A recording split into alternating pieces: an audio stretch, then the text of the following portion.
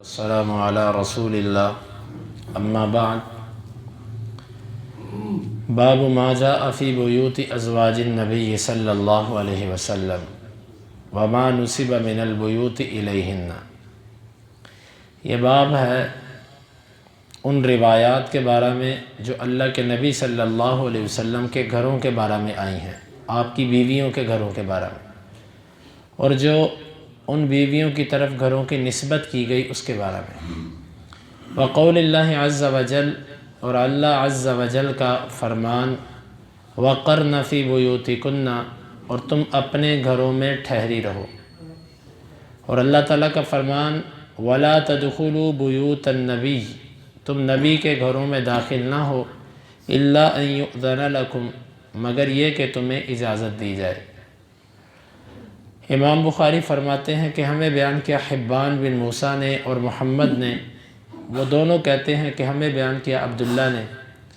وہ کہتے ہیں ہمیں بیان کیا معمر اور یونس نے زہری سے،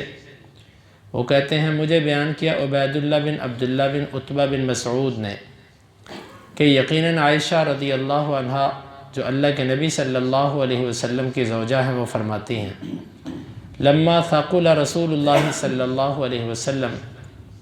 جب اللہ کے نبی صلی اللہ علیہ وسلم بیماری کی وجہ سے بوجھل ہو گئے، استأذن ازواجہ ان یمرض فی بیتی فأذن لہ،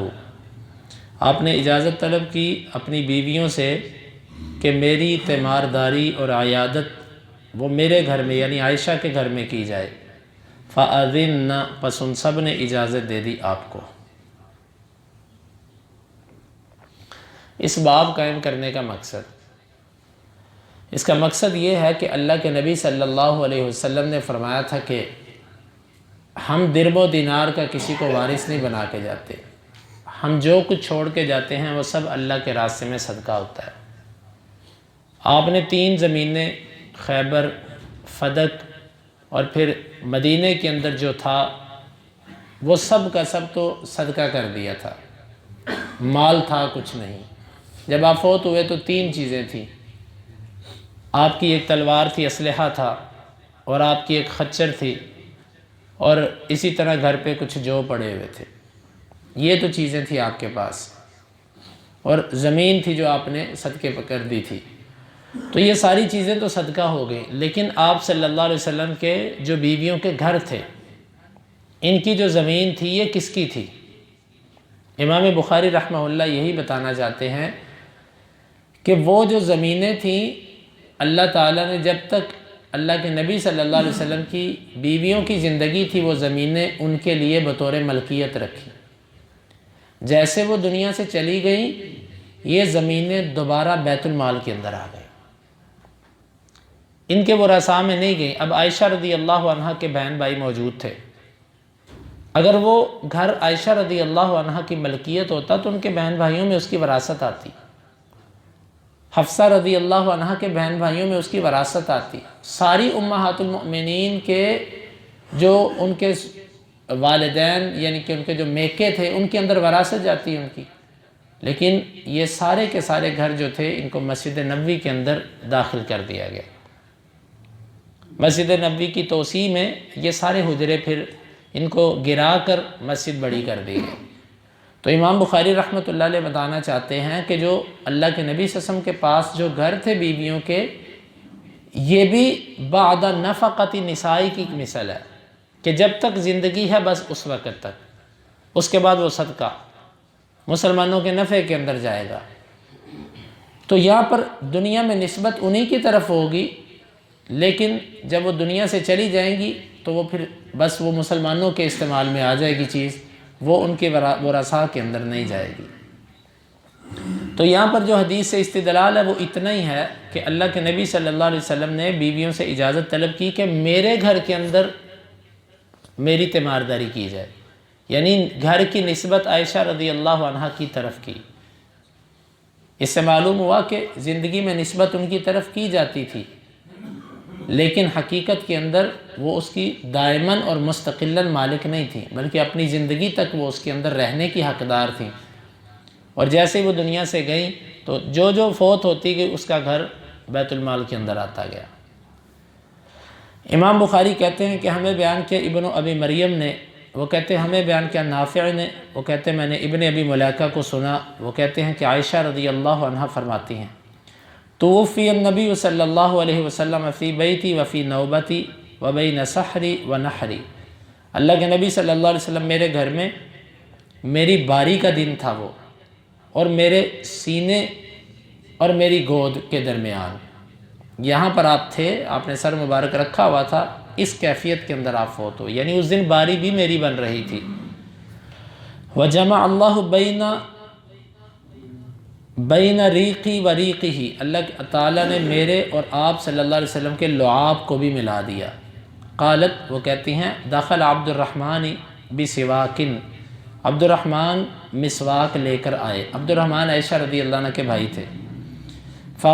ضعف النبی صلی اللہ علیہ وسلم عنہ، اللہ کے نبی صلی اللہ علیہ وسلم اس مسواک کو چبانے سے کمزور پڑ گئے۔ فاخذتہ، میں نے اس مسواک کو پکڑا، فمزغتہ، میں نے اس کو چبایا، ثم سننتہ بہ، پھر میں نے آپ کے مبارک دانتوں پر اس کو ایسے ملا، مسواک کیا آپ کو۔ تو یہاں پر امام بخاری کا استدلال کیا ہے؟ امام بخاری کا استدلال ہے کہ عائشہ رضی اللہ عنہ کہتی ہیں میرے گھر میں، یعنی گھر کی نسبت ان کی طرف ہوتی رہی ہے۔ جو بندہ کسی جگہ پر عارضی طور پر بھی مقیم ہوتا ہے، نسبت اس کی طرف ہوتی ہے، لیکن وہ اس کے مالک نہیں تھے۔ جس طرح کہ اس حدیث میں کہا میرے گھر میں، لیکن بعد میں ان کے ورثاء کو نہیں دیا گیا بلکہ بیت المال کو دے دیا گیا۔ اور یہ ایک اعتبار سے لمحہ فکریہ ہے ان روافظ کے لیے جو شور مچاتے ہیں کہ جی ان کو نہیں دیا گیا، ان کو نہیں دیا گیا۔ بھائی اللہ کے نبی صلی اللہ علیہ وسلم کی جو بیویاں جہاں رہتی تھی وہ گھر بھی ان کو نہیں رہے، وہ بھی ان کے ورثاء کو نہیں دیے گئے، وہ بھی سب بیت المال میں چلے گئے۔ تو اس سے معلوم ہوتا ہے کہ اللہ کے نبی صلی اللہ علیہ وسلم کا ترکہ اور اسی طرح آپ کی بیویوں کے پاس جو چیزیں تھیں یہ سب کی سب اللہ کے رستے میں صدقہ تھی، کسی کو اس میں سے کچھ بھی نہیں دیا گیا۔ تو عبد الرحمن جو تھے عائشہ رضی اللہ عنہ کے بھائی تھے، یہ آئے اللہ کے نبی صلی اللہ علیہ وسلم کا حال معلوم کرنے کے لیے۔ تو یہ مسواک ان کے ہاتھ میں تھی، اللہ کے نبی صلی اللہ علیہ وسلم کو مسواک بہت پسند تھی، اور اس سے یہ بات معلوم ہوتی کہ بندہ جب بیمار ہو اور خاص طور پر جب اس کو ایسی کیفیت محسوس ہو کہ میں اپنے آخری منزل کی طرف جا رہا ہوں، اس کو مسواک کرنی چاہیے۔ ہمارے اکثر لوگ صفائی ستھرائی اس وقت چھوڑ دیتے ہیں۔ یہ اللہ کے نبی صلی اللہ علیہ وسلم کی اس سنت سے معلوم ہوتا ہے کہ آپ اس چیز کی طرف بہت شدید تھے۔ آپ نے عبد الرحمن کی طرف دیکھا کہ مسواک دی گئی، آپ سے نہ چبائی گئی۔ پھر کہتی ہیں عائشہ رضی اللہ عنہ میں نے اپنے دانتوں سے چبائی، اس کو نرم کر کے اللہ کے نبی صلی اللہ علیہ وسلم کے مبارک دانتوں پہ اس مسواک کو ایسے ملا۔ تو یوں اللہ تعالیٰ نے میرے لیے کتنے اعزاز جمع کیے، آپ کی وفات میرے گھر پہ، اور جس دن ہوئی اتفاقاً وہ معمول کے مطابق باری بھی میری بن رہی تھی، اور تیسری بات آپ میری گود اور میرے سینے میں آپ کا سر مبارک تھا، اور چوتھی چیز میرا اور آپ کا تھوک لعاب وہ بھی اللہ نے ملا دیے مسواک کے ذریعے۔ تو یہ سب اعزازات کس کے لیے تھے؟ مومنوں کی ماں عائشہ رضی اللہ عنہ کے بارے میں۔ یہی وجہ کہ ان کو ایک دفعہ کسی بدبخت نے کوئی بات کی تو کسی نے آ کر ان کو کہا کہ فلاں آپ کے بارے میں ایسے کہتا ہے، تو وہ فرمانے لگی میں تو مومنوں کی ماں ہوں، میں اوروں کی ماں تھوڑی ہوں۔ تو الحمدللہ جو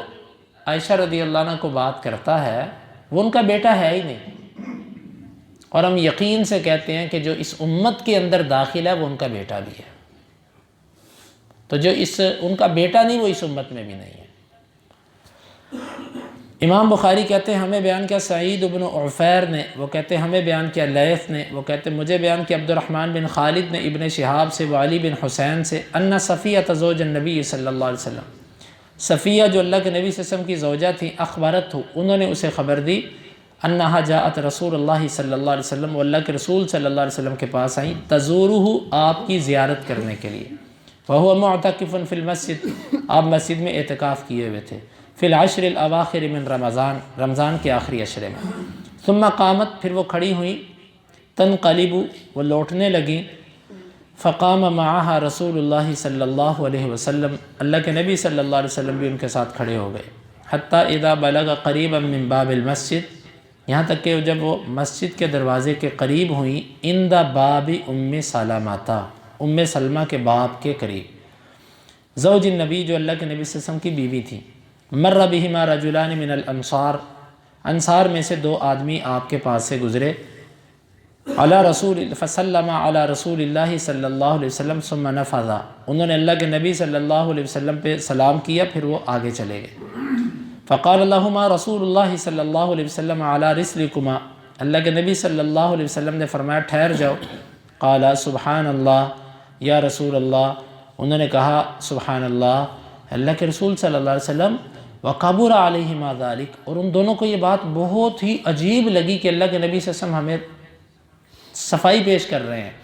فقال رسول اللہ صلی اللہ علیہ وسلم، اللہ کے نبی صلی اللہ علیہ وسلم نے فرمایا ان الشیطان یبلغ من الانسان مبلغ الدم، شیطان انسان سے خون کی جگہ پر پہنچ جاتا ہے۔ وانی خشیت ان یقذف فی قلوبکما شیئا، اور میں ڈر گیا تھا کہ تمہارے دلوں میں کوئی چیز وہ ڈال نہ دے۔ یہ حدیث پیچھے گزر چکی ہے، اس کی وضاحت بھی ہم پیچھے کر چکے ہیں، یہاں پر صرف امام بخاری کا جو استدلال ہے اس کو بیان کروں گا۔ امام بخاری کا استدلال یہ ہے کہ اللہ کے نبی صلی اللہ علیہ وسلم صفیہ رضی اللہ عنہ جب آپ سے ملنے آئیں، جب وہ جانے لگی تو آپ بھی ان کے ساتھ چل پڑے کہ میں تمہیں رات ہے، میں تمہیں گھر تک چھوڑ کے آتا ہوں۔ جب آپ ام سلمہ کے دروازے کے پاس پہنچے، ام سلمہ رضی اللہ عنہ بھی ام المؤمنین ہیں، تو ان کے دروازے یعنی کہ یہاں پر دروازے کی یعنی گھر کی نسبت ام سلمہ رضی اللہ عنہ کی طرف کی گئی۔ اس سے معلوم ہوا کہ دنیا کے اندر نسبت ان کی طرف کی گئی ہے اور اب بھی کی جائے گی، لیکن حقیقت کے اندر وہ اس کی مالک نہیں تھی، وہ ان کی وفات کے بعد وہ صدقہ تھا سب کا سب۔ امام بخاری کہتے ہیں کہ ہمیں بیان کیا ابراہیم ابن المنذر نے، وہ کہتے ہیں ہمیں بیان کیا انس بن عیاض نے، وہ عبید اللہ سے، وہ محمد بن یحییٰ بن حبان سے، وہ واسع بن حبان سے، وہ عبداللہ بن عمر رضی اللہ عنہما سے، وہ کہتے ہیں ارتقیت فوق بیت حفصہ، میں حفصہ رضی اللہ عنہ کے گھر کی چھت پر چڑھا، فرأیت النبی صلی اللہ علیہ وسلم یقضی حاجتہ مستدبر القبلۃ مستقبل الشام، میں نے اللہ کے نبی صلی اللہ علیہ وسلم کو دیکھا آپ اپنی حاجت پوری کر رہے تھے، قضائے حاجت کر رہے تھے، قبلے کی طرف آپ کی پیٹھ تھی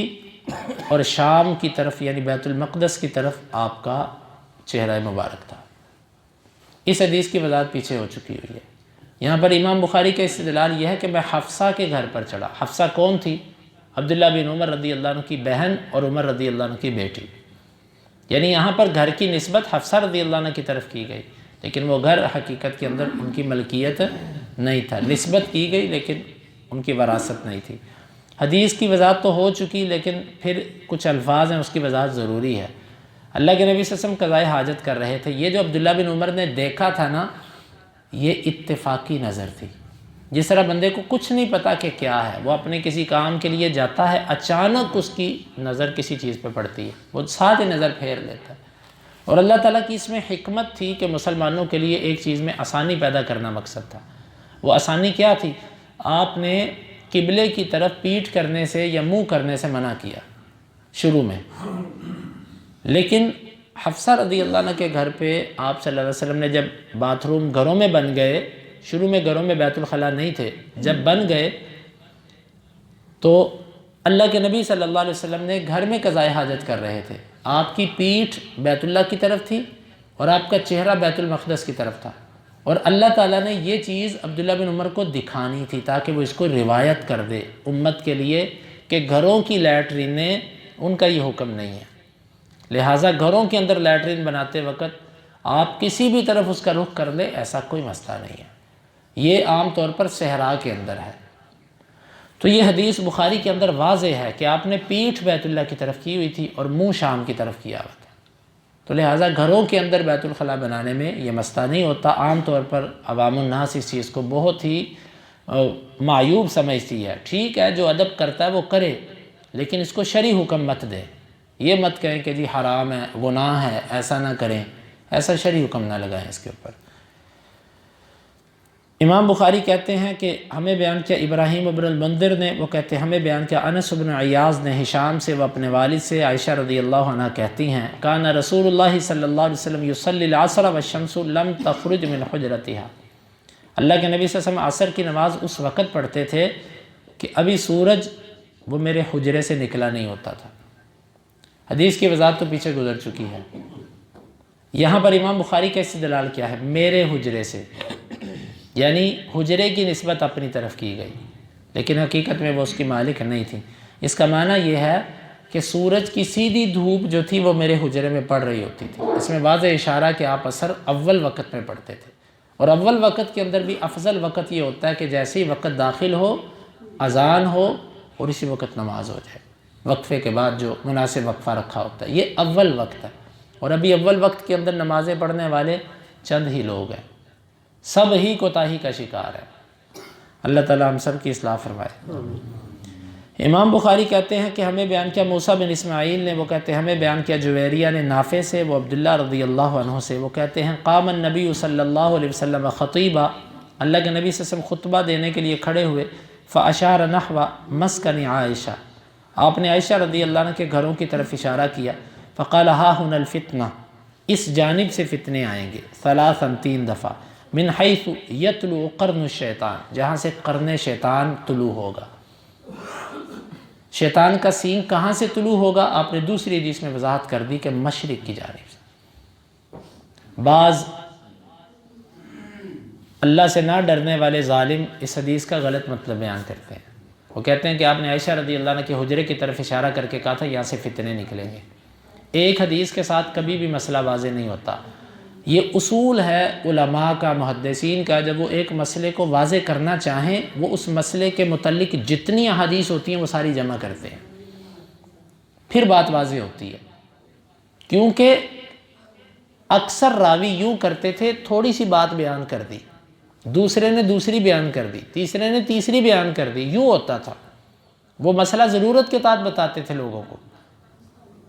اب وہ ساری حدیثیں جب جمع کی جائیں گی تو پتہ چلے گا اس کا مطلب کیا ہے۔ اس سے مراد مشرق کی سمت اور عراق کا علاقہ ہے۔ عراق کے علاقے کی طرف آپ نے اشارہ کر کے کہا تھا کہ ہناک الزلازل والفتن، یہاں پر زلزلے اور فتنے آئیں گے یہاں سے۔ تو یہ عائشہ رضی اللہ عنہ کا حجرہ آپ جہاں پر بیٹھے ہوئے تھے، یہ اس وقت حجرہ مشرق کی جانب آ رہا تھا، آپ نے اس طرف اشارہ کر کے مشرق کی جانب، تو راوی نے،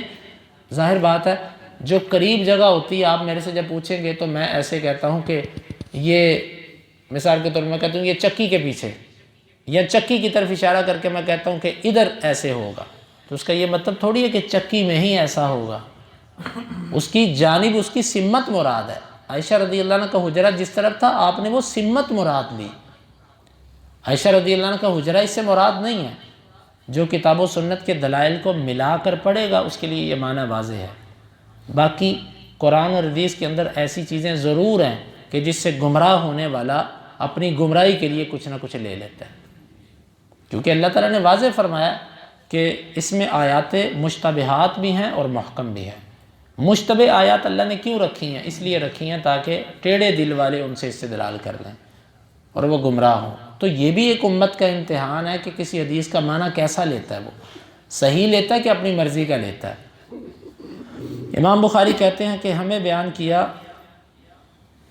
ادھر بھی مراد امام بخاری کی یہ ہے کہ عائشہ رضی اللہ عنہ کے گھر کی طرف اشارہ کیا گیا۔ امام بخاری کہتے ہیں ہمیں بیان کیا عبداللہ بن یوسف نے، وہ کہتے ہیں ہمیں خبر دی مالک نے عبداللہ بن ابی بکر سے، وہ عمرہ بنت عبد الرحمن سے، کہ بے شک عائشہ جو اللہ کے نبی صلی اللہ علیہ وسلم کی زوجہ تھی، انہوں نے اسے خبر دی کہ اللہ کے رسول صلی اللہ علیہ وسلم کان عندہا، اللہ کے نبی صلی اللہ علیہ وسلم عائشہ رضی اللہ عنہ کے پاس تھے، وَأَنَّهَا سَمِعَتْ صَوْتَ انسان، انہوں نے کسی انسان کی آواز سنی، يَسْتَأْذِنُ فِي بَيْتِ حفصہ، وہ حفصہ رضی اللہ عنہ کے گھر کے باہر آواز اجازت لے رہا تھا۔ فَقُلْتُ يَا رسول اللہ صلی اللہ علیہ وسلم، میں نے کہا اللہ کے رسول صلی اللہ علیہ وسلم، هَذَا رَجُلٌ يَسْتَأْذِنُ فِي بَيْتِكَ، یہ کوئی آدمی ہے آپ کے گھر میں آنے کی اجازت چاہ رہا ہے۔ فقال رسول اللہ صلی اللہ علیہ وسلم اراہ فلانا، آپ نے فرمایا میرا خیال ہے یہ فلاں بندہ ہے۔ لعم حفصہ من الرضاع، وہ بندہ حفصہ رضی اللہ عنہ کا رضاعی چچا تھا، یعنی دودھ کے اعتبار سے وہ ان کا چچا بنتا تھا۔ الرضاعۃ تحرم ما تحرم الولادہ، رضاعت سے بھی وہ چیز حرام ہوتی ہے جو خونی رشتے سے حرام ہوتی ہے۔ یہ حدیث مبارک پیچھے گزر گئی ہے، اس کی وضاحت بھی ہو چکی ہے۔ امام بخاری کا یہاں سے استدلال ہے کہ حفصہ رضی اللہ عنہ کا گھر اور عائشہ رضی اللہ عنہ کا گھر اور اللہ کے نبی کا گھر، اس حدیث میں 3 چیزوں کی طرف نسبت کی گئی، حفصہ کا گھر، عائشہ کا گھر، اللہ کے نبی صلی اللہ علیہ وسلم کا گھر۔ امام بخاری یہ بتانا چاہتے ہیں یہ ساری کی ساری جو نسبتیں تھیں یہ نسبتیں بطور ملکیت نہیں تھیں، بلکہ یہ اس وقت تک تھیں جب تک ان کی زندگی تھی۔ زندگی کے بعد یہ سب چیزیں اللہ کے لیے وقف تھیں اور صدقہ تھیں، مسلمانوں کے استعمال کے اندر آئیں۔ اللہ رب العالمین سے دعا ہے وہ ہمیں ان مسائل کو سمجھنے کی اور ان کے تقاضوں کو پورا کرنے کی توفیق عطا فرمائے۔ اللہم انفعنا بما علمتنا وعلمنا ما ينفعنا وزدنا علما وآخر دعوانا ان الحمدللہ رب العالمین۔ حدیث نمبر 3039 3105۔